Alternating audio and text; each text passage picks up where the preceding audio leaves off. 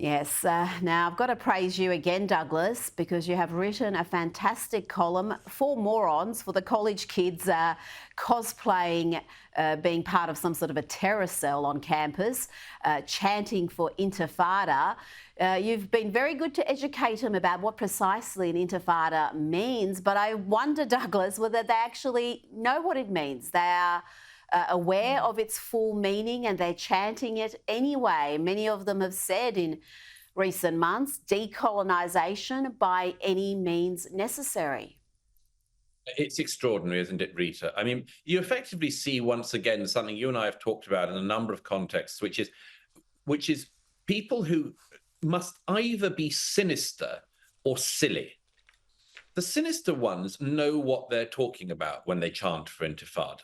The silly ones are chanting a slogan they clearly don't understand. So let me speak to the second ones for a moment, as I tried to in this article.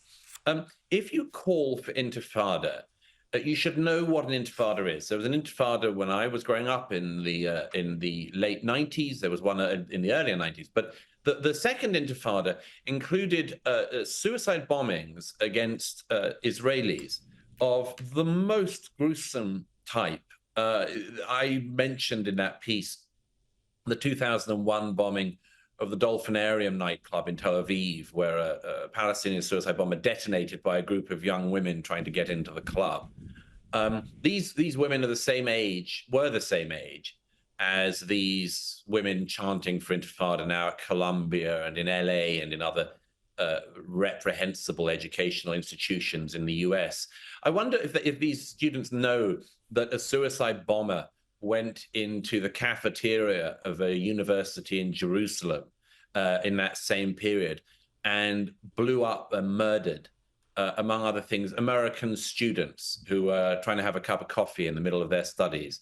I wonder if these disgusting and ignorant kids at American universities have any idea that that's what they're calling for.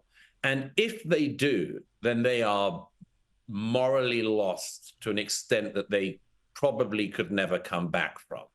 But if they're just ignorant, which I really, really hope they are, I hope that, to steal one of the phrases they're so keen on using themselves, they do the work and realize what the words they chant actually mean. Well, that's the question, and I do really worry that so many of them do have an understanding of what they're chanting for, because some of the justifications, the mad rationalizations we've heard in recent months send a chill up your spine.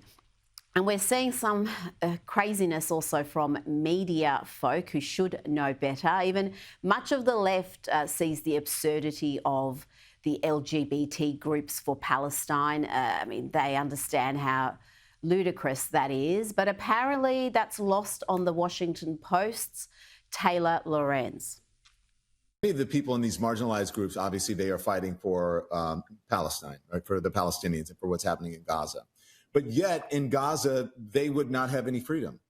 You know, they don't have freedoms in Texas and Florida. Does that mean? But they don't. But I understand that. But Taylor. Texas?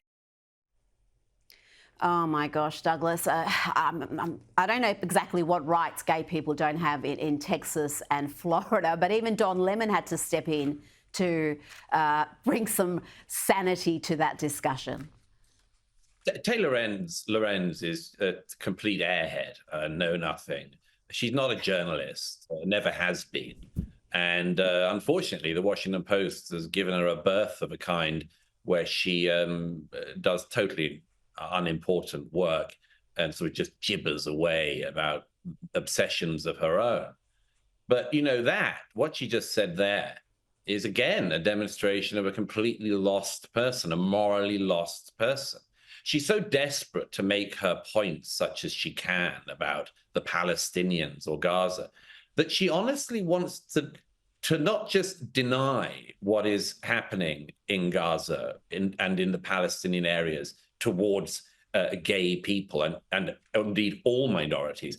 she has to find a way to get away from that unfortunate problem that the people she's essentially on the side of, Hamas, she's downplaying what they do, that they throw gay people off buildings and so on.